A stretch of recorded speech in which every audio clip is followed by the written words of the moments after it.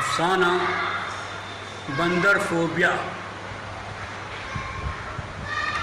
مصنف مشتاق انجم۔ بائیں گال پر زخم کا نشان پہلے ہی بھر گیا، مگر سفید داغ دنوں تک قائم رہا۔ جوانی کی دہلیز پر پہنچ کر نینا نے محسوس کیا سفید داغ سرخی مائل ہو چکا ہے، بلکہ بہت حد تک غائب ہو چکا ہے، لیکن اس کے ذہن پر چھایا ہوا خوف اب بھی زندہ تھا۔ غور سے جب آئینے میں زخم کا نشان تلاش کرتی تو لگتا شیشہ توڑ کر وہ نکلے گا اور اس پر جھپٹ پڑے گا۔ تب اس خیال سے اس کے رونگٹے کھڑے ہو جاتے۔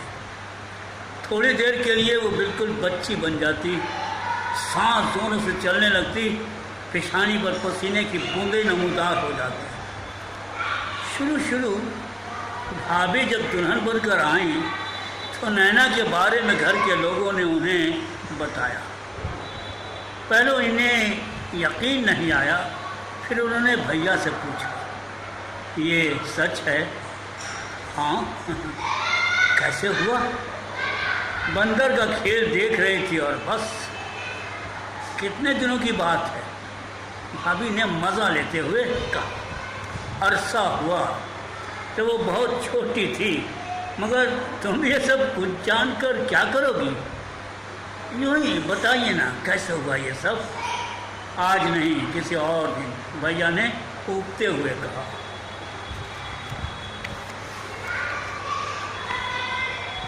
پلیز بتائیے نا۔ نئے دلہن کے نخرے بھیا کو برداشت کرنے پڑے اور انہوں نے سارا واقعہ بتا دیا۔ تو یہ بات ہے، بھابھی نے اختتام پر کہا۔ لیکن اس کا باپ اسے یہاں کیوں چھوڑ گیا؟ اب بس کچھ کل کے لیے بھی چھوڑ دو۔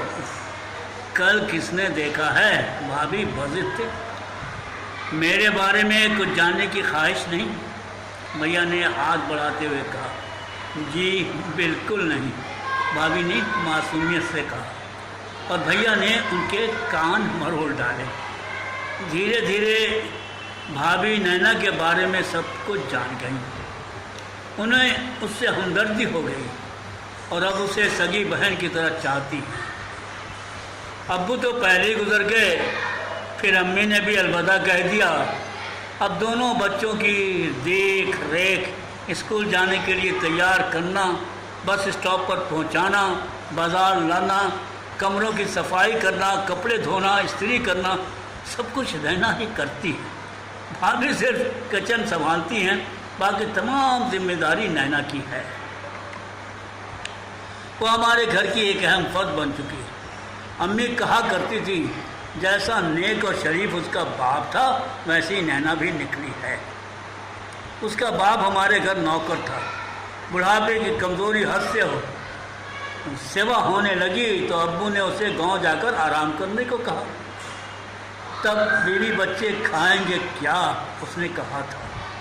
لیکن ایسی کمزوری میں تیرا بیوی بچوں سے دور رہنا ٹھیک نہیں ہے۔ تب کیا کروں مالک؟ گھر چلا جا، ابو نے کچھ سوچتے ہوئے کہا، اور اپنے کسی بیٹے کو ہمارے ہاں رکھ دے۔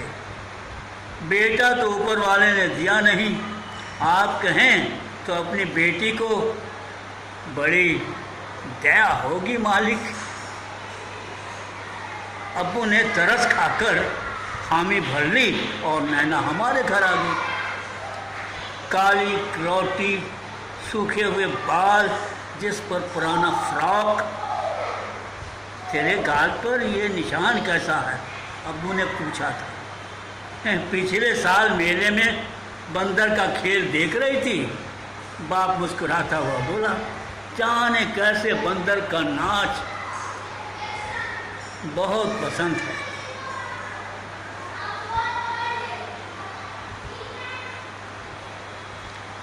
بندر کا ناچ بہت پسند ہے، ابو مسکرا کر پوچھے۔ نا نا نا، نینا چلائی۔ یکا یک اس کا چہرہ سرخ ہو گیا۔ مالک، اب یہ بندر کا نام سن کر خوف کھاتی ہے۔ باپ چھیرے سے بولا، گھبراؤ نہیں، ہم احتیاط رکھیں گے، ابو نے وعدہ کیا۔ نینا آہستہ آہستہ گھر کے ماحول میں ڈھل گئی۔ خدا نے نینا کو غضب کی توانائی عطا کی، دن رات بھاگ دوڑ کرتی رہتی ہے مگر چہرے پر تھکن کے آثار نہیں نظر آتے۔ پہلے روزانہ رات کو امی کے سر میں تیل لگانا اور ان کے ہاتھ پیر دبانا نینا کا معمول تھا، اب اس خدمت کی حقدار بھابھی ہو گئی۔ لیکن یہ بات صحیح ہے کہ بھابھی بھی اس کے کھانے پینے کا خیال رکھتی ہے، رات کو سونے سے پہلے ایک گلاس دودھ اسے زبردستی پلا دیتی ہے۔ کھائے گی نہیں تو کام کیسے کرے گی، بھیا کے اعتراض پر جواب دیتی ہے۔ ایک دن بھیا نے کہا، گھر کی ملازمہ کو اتنا سر چڑھانا اچھا نہیں۔ وہ ملازمہ نہیں ہے۔ کیوں؟ میں ہر مہینے اس کے باپ کو منی آرڈر نہیں بھیجتا۔ نینا کی محنت کا معاوضہ ہم نہیں دے سکتے۔ زیادہ لاڈ کرو گی تو بگڑ جائے گی۔ ایک گلاس دودھ سے ہمارا کیا نقصان ہو جاتا ہے؟ تم سے بات کرنا مشکل ہے، ہر معاملے میں نفع نقصان دکھاتی ہو، اور ادھر کئی دنوں سے دیکھ رہا ہوں وہ تمہارے کپڑے بھی استعمال کر رہی ہے۔ بھیا ناک چڑھا کر بولے، پرانے تھے اس لیے دے دیے، آسمانی کرتا پیجامہ اس پر خوب جچتا ہے۔ بھابھی مسکرائیں، خوب جچتا ہے۔ بھیا حقارت سے بولے، کیوں جی؟ آخر محلے والے بھی تو دیکھیں کہ ہم غیر کو بھی کتنا عزیز رکھتے ہیں۔ مجھے یہ سب اچھا نہیں لگتا۔ دروازے کے پیچھے سے نینا نے کچھ باتیں سن لی۔ اگلے دن اس نے تمام کپڑے واپس کر دیے۔ پگلی، تو میری بہن جیسی ہے، ان کی باتوں کا برا مانتی ہے۔ میری وجہ سے آپ ڈانٹ سنیں، اچھا نہیں لگتا۔ نینا اداس ہو کر بولی۔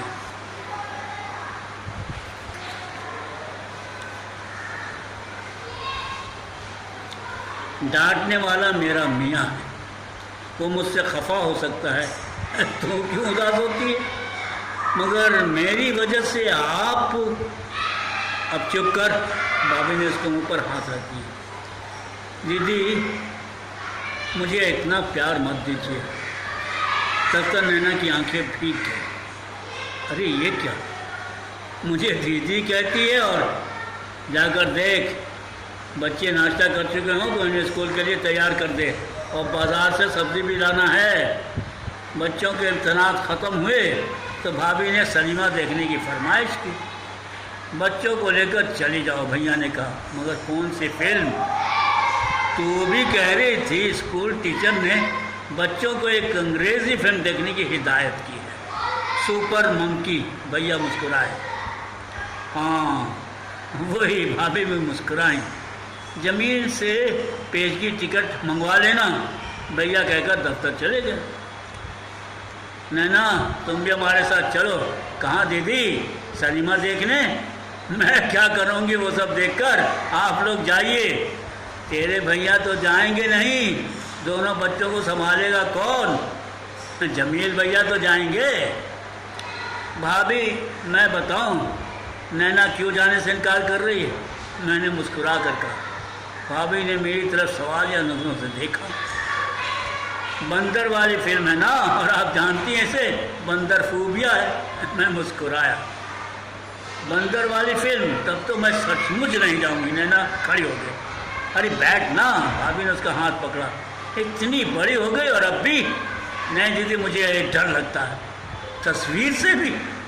بھابھی ہنس کر بولی، کچھ بھی ہو دیدی معاف کیجیے، میں نہیں جا سکتی۔ میں نے پہلے کہہ دیا تھا یہ نہیں جائے گی۔ میں نے سر ہلا کر بولا، اچھی بات ہے، ہم شام کا شو دیکھیں گے۔ تیرے بھیا دفتر سے لوٹے تو انہیں کھانا کھلا دینا جب تک ہم لوٹ آئیں گے۔ لیکن اس دن عجیب بات تھی، شام کو گھر سے نکلتے وقت نینا کا موڈ بدل گیا۔ وہ ہمارے ساتھ جانے کے لیے اصرار کرنے لگی۔ عجیب لڑکی ہے، اس دن کہہ رہی تھی کچھ بھی ہو دیدی میں نہیں جا سکتی، مجھے معاف کیجیے، آج اچانک کیا ہوا؟ نینا نے سر جھکا لیا مگر کچھ بولی نہیں۔ بھابھی اسے سمجھانے لگی، تو جانتی ہے شو کے لیے پیشگی ٹکٹ منگانے پڑتے ہیں، اب ہمارے ساتھ کیسے جا سکے گی؟ میں جاؤں گی، وہ بس ضد تھی۔ ایسا کر اگلے ہفتے میرے ساتھ چلنا۔ نینا اداس ہو گئی۔ شو کا وقت ہو چکا تھا، ہم اسے کسی طرح سمجھا بجھا کر روانہ ہوئے۔ سنیما ہال کھچا کھچ بھرا ہوا تھا۔ فلم سے بچے محظوظ ہو رہے تھے، مگر وقفے کے دوران بھابھی کے چہرے پر روشنی پڑی تو وہ متفکر نظر آئی۔ فلم کے آخری منظر میں ویلن بندر ایک بندریا پر جھپٹا، اسے زمین پر گرا کر سینے پر سوار ہو گیا۔ بندریا ہاتھ پاؤں مارتی رہی، چیختی رہی، مگر بندر نے اس کے چہرے پر ایسا پنجہ مارا کہ اس کا پورا چہرہ لہو لہان ہو گیا۔ دفتر ہیرو بندر ہوا میں اڑتا ہوا آیا اور ایک جھٹکے میں بیلن کو چپ گرا دیا۔ دوسرے لمحے میں وہ بندریا کے ساتھ ہوا میں اڑ رہا تھا۔ بچوں نے تالیاں بجائیں، فلم ختم ہوئی، مگر بھابھی پریشان لگ رہی تھی۔ کیا ہوا؟ کچھ نہیں، وہ مسکرائی۔ میں سمجھ گیا نینا کو ساتھ نہ لا سکے، اس لیے دل دکھی ہو رہا تھا شاید۔ بہرکیف میں بچوں کو بھیڑ سے نکال کر ہال سے باہر پہنچا۔ بھابھی پیچھے پیچھے آ رہی تھی۔ گاڑی میں بیٹھتے ہی میں نے پوچھا، نینا کے لیے اداس ہے؟ انہوں نے کوئی جواب نہیں دیا۔ طبیعت تو ٹھیک ہے؟ راستے بھر بھابھی خاموش رہی۔ ہم 10 بجے سے قبل ہی گھر پہنچ گئے۔ فلیٹ کی بتی بجھی ہوئی تھی۔ نینا بڑی لاپرواہ ہو گئی ہے، میں نے کہا۔ نینا بڑی لاپرواہ ہو گئی ہے۔ گھنٹی بجانے کے بعد بھی دروازہ نہیں کھلا تو میں نے ہلکے سے دھکا دیا۔ دروازہ کھلا تھا۔ دیکھا بھابھی، نینا کی لاپرواہی، ہماری غیر موجودگی میں دروازہ بند کرنے کا بھی ہوش نہیں۔ بھابھی کچھ نہ بولی، تیزی سے کمرے میں داخل۔ دہلیز خالی تھی، بتی بجھی ہوئی تھی، بالکونی سے روشنی چھن کر آ رہی تھی۔ بھابھی تیزی سے اپنے کمرے کی طرف بھاگی، مگر دروازے پر پہنچ کر ٹھہر گئی۔